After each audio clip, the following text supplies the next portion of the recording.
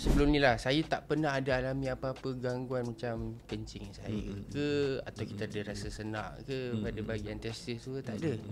Tak ada masalah apa-apa. Memang saya rasa saya normal, tak ada masalah. Sampai kan ada satu ketika saya rasa macam saya punya tu dah tak balance tau, saiz antara kiri dan kanan tu kan. Saya biar dalam 5 bulan, 6 bulan lah lebih kurang saya biar. Yalah. Normal lah lelaki cakap. Lelaki kan dia memang tak apalah. Angin pasang. Angin pasang. Bukan ni kot. Betul. Tapi tu normal lelaki. Normal lah, normal betul. Jadi lelaki ni memang ini mentaliti yang kita kena ubah kan. Setengah lelaki ni dia fikir tak ada apa kot. Macam bukan kot. Tapi deep down tu sebenarnya dia tahu ada something wrong sebenarnya. Bila you pergi diagnose, doktor dah sahkan, apa yang orang cakap?